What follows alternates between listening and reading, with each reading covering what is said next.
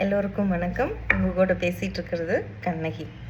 இன்றைக்கி நம்ம ஆக்சுவலாக கடந்த 2 காணொளியில் நம்ம அண்ணாமலையோட புதிய கட்சியை பார்த்து நம்ம பேசிகிட்டு இருந்தோம்.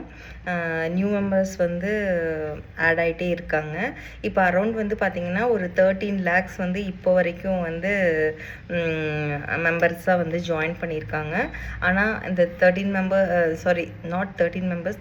lakhs மெம்பர்ஸ் ஜாயின் பண்ணியிருக்காங்க. ஸோ இது எல்லாமே வாக்கா மாறுமா?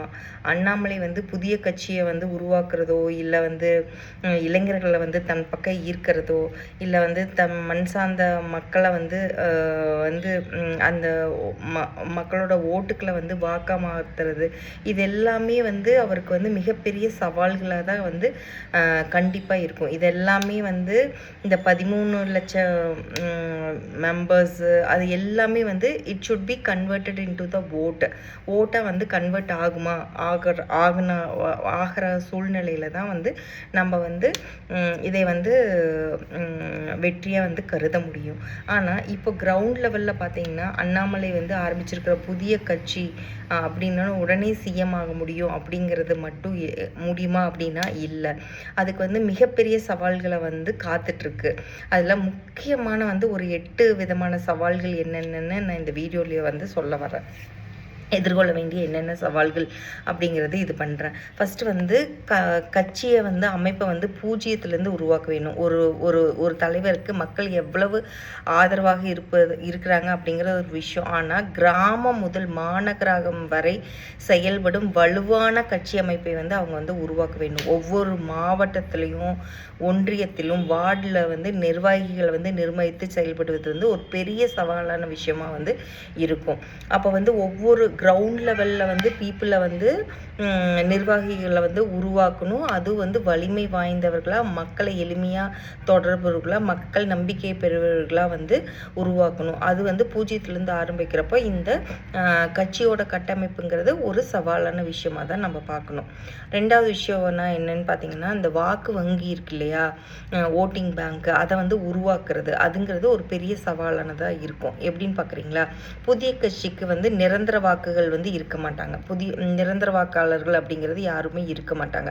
மக்களை ஒரு தேர்தல் நேரத்தில் கவர்னம் ஈர்ப்பது எளிதாக இருந்தாலும் தொடர்ச்சியான ஆதரவை தக்க வைத்து கொள்ள வேண்டும். அவங்களுக்கு இப்போ நீங்கள் எக்ஸாம்பிளாக நீங்கள் பார்த்தீங்கன்னாவே சீமானோட பேச்சுக்கும் அவரோட ஃபாலோவர்ஸும் ரொம்ப ஜாஸ்தியாக இருக்காங்க. ஆனால் அது ஓட்டுக்கெல்லாம் கன்வெர்ட் ஆகுதான்னு பார்த்தீங்கன்னா இல்லைங்கிறது தான் இல்லை. அப்போது இங்கே அண்ணாமலையோட புதிய கட்சிக்கும் இதுவும் ஒரு பெரிய சவாலாக தான் இருக்கும். அப்புறம் நிதி மற்றும் வளங்கள் அப்படிங்கிறது இன்னொரு சேலஞ்சு. ஃபினான்ஷியலாகவும் சேலஞ்சாக இருக்கும். எப்படின்னா இப்போ எலெக்ஷன் நடத்துகிறப்போ கட்சி ஆஃபீஸ் போகணும், பிரச்சாரங்கள் கூட்டங்கள் நடத்துவதற்கு நிதி கட்டாயமாக தேவைப்படும். இந்த புது கட்சி அப்படிங்கிறதுனால நிதி திரட்டுவது ஒரு பெரிய சவாலாக தான் பார்க்கப்படுது. அடுத்தது 4வது சவால் என்னன்னு பார்த்தீங்கன்னா, அனுபவம் மிகுந்த நிர்வாகிகளை ஈர்த்தல் அப்படிங்கிற ஒரு விஷயம் இருக்குது.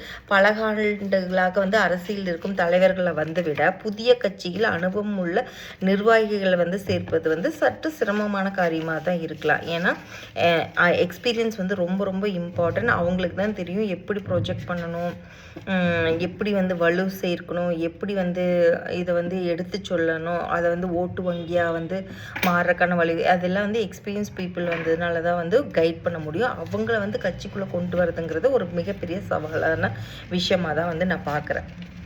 அடுத்தது கூட்டணி அரசியல் அப்படின்னு சொல்கிறாங்க. கூட்டணி அரசியலுங்கிறது தமிழகத்தை பொறுத்த வரைக்கும் இந்த கூட்டணி அரசியலுங்கிறது மிகப்பெரிய முக்கியமான விஷயமாக பார்க்கப்படுது. பல புதிய கட்சிக்கு தனியாக போட்டியிடுமா அல்லது கூட்டணியும் சேருமா, இந்த முடிவுகள்லாம் எதிர்காலத்தை பொறுத்து தான் நம்ம பார்க்க முடியும். அதுவுமே ஒரு பெரிய சவாலாக தான் இங்கே பார்க்கப்படுது. ஒரு அடுத்த சவாலான விஷயம் என்னன்னு பார்த்தோன்னா, ஊடக மற்றும் சமூக ஊடக சவால்கள் அப்படிங்கிறது வந்து இருக்குது. இன்றைய அரசியல் சமூக ஊடகங்கள் வந்து மிக மிக பெரிய ஆயுதமாக வந்து பார்க்கப்படுது. ஆதரவு கிடைப்பதுன்னு விமர்சனங்களும் வந்து அதிகமாக வருது. ரெண்டுமே வந்து இருக்குது. அவரை திறமையாக வந்து கையாள வேண்டியது வந்து ரொம்ப ரொம்ப அவசியம். அதில் வந்து பாசிட்டிவும் இருக்குது, நெகட்டிவும் இருக்குது. அது வந்து அண்ணாமலையோட கட்சியில் வந்து சின்ஸ் வந்து புதிய கட்சிங்கிறனால அதை எப்படி வந்து பேலன்ஸ் பண்ணி எடுத்துகிட்டு போகிறாங்க அப்படிங்கிறது அதுவுமே வந்து ஒரு மிகப்பெரிய சவாலாக தான் வந்து இருக்கும். அடுத்தது வந்து உள்ளூர் தலைவர்களின் வந்து போட்டி அப்படின்னு சொல்லி இருக்குது. ஒவ்வொரு மாவட்டத்திலும் பல்வேறு அரசியல் குழுக்கள் வந்து இருக்குது. அது ஒவ்வொரு அவர்களை வந்து ஒருங்கிணைத்து செயல்பட வைப்பது அப்படிங்கிறது வந்து எளிதான விஷயமே இல்லை. ஏன்னா ஒவ்வொருத்தருக்குமே வந்து இப்போ ஹையர் லெவலில் லோயர் ஃப்ரம் த கிரவுண்ட் லெவலில் கூட நீங்கள் பார்த்தீங்கன்னா அவங்களுக்குள்ள ஒரு ஒற்றுமை, எல்லாரும் ஒரே சிங்க்ல இருக்கணும், ஒரே தாட்ஸில் இருக்கணும், விட்டு கொடுத்து போகணும், தலைமைக்கு கட்டுப்பட்டு போகணும் அப்படிங்கிறதெல்லாம் வந்து ஒரு பெரிய சவாலாக தான் இருக்கும். அடுத்த ஒரு சவால் என்னன்னு பார்த்தீங்கன்னா, தேர்தல் வெற்றியை வந்து நிர்ணயிக்கிறது. ஒரு புதிய கட்சியை வந்து உண்மையான சோதனை அப்படிங்கிறது வந்து அந்த தேர்தல் களம் அப்படிங்கிறது தான் நம்ம சொல்ல முடியும். மக்களின் ஆதரவு வாக்குகளாக மாறுகிறதா, சட்டமன்றம் அல்லது நாடாளுமன்றத்தில் வந்து இடங்களை வந்து வெல்ல முடியுமா என்பதே மிகப்பெரிய கேள்வியாக இருக்குது. ஏன்னா இப்போ வந்து அது வந்து நம்ம இப்போ வந்து ப்ரிடிக்ட் பண்ணவே முடியாது. அந்த டைமில் எப்படி வந்து களம் இருக்குது, அது வந்து ஓட்டுகளாக மாறி வந்து நம்ம சட்டமன்ற தேர்தல், நாடாளுமன்ற தேர்தலெல்லாம் வந்து இடம் பிடிக்கிறது அப்படிங்கிறது வந்து மிகப்பெரிய சவாலான ஒரு விஷயமாக தான் வந்து பார்க்கப்படுகிறது.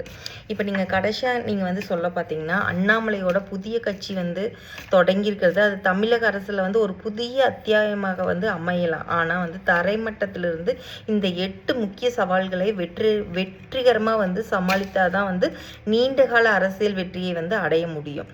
இந்த விஷயத்தில் வந்து நீங்கள் பார்த்தீங்கன்னா அது வந்து அண்ணாமலைக்கு உண்டான பெரிய சவாலாக பார்க்கப்படுது. ஈவந்தோ அவர் மிகச்சிறந்த அறிவாற்றல், கூர்மையான சிந்தனை எல்லாமே இருந்தாலும், நிர்வாக திறமை எல்லாமே அவருக்கு ப்ளஸ் பாயிண்ட்டாக இருந்தால் கூடமே வந்து இந்த 8 சவாலுங்கிறது வந்து அன்பிரடிக்டபிள். இது வந்து இதில் ஒவ்வொன்றிலையுமே வந்து எல்லாம் வந்து நம்ம வந்து ஒவ்வொன்றையும் சமாளிச்சுட்டு எடுத்துகிட்டு வரப்போ தான் அதோட உண்மையான வெற்றி வாய்ப்பு எப்படி இருக்கும் அப்படிங்கிறத நம்மளால் சொல்ல முடியும். இந்த சவால்கள் எல்லாம் அவர் ஆல்ரெடி வந்து தெரிஞ்சனாலையும் என்னமோ தான் வந்து அவர் ஆல்ரெடி சொல்லியிருக்காரு இல்லையா, அவரோட பேட்டியில் என்ன சொல்லியிருக்காருன்னா, இம்மீடியட்டாக வந்து நம்ம போய் இது பண்ண அது எல்லாம் ஒவ்வொரு ப்ராசஸாக ஸ்டெப் பை ஸ்டெப்பாக பில்ட் பண்ணி அதுக்கப்புறம் தான் இது களம் காண முடியும் அப்படிங்கிறத அது வந்து நிச்சயமான யதார்த்தமான உண்மையும் கூட. நம்ம வந்து இன்னும் வந்து 5 years இருக்குது எலெக்ஷனுக்கு. அதுக்குள்ளே இதெல்லாம் ரெடி பண்ணி கொண்டு வந்து வரணும் அப்படிங்கிறது அவர் முன்னாடி இருக்கிற மிகப்பெரிய சவால். ஆக்சுவலாக அதை அவர் எப்படி கையாளுறாரு, அவரோட பாதையை வந்து எதை நோக்கி போகுது அப்படிங்கிறத நம்ம பொறுத்திருந்து பார்ப்போம். ஓகேவா? நன்றி, வணக்கம்.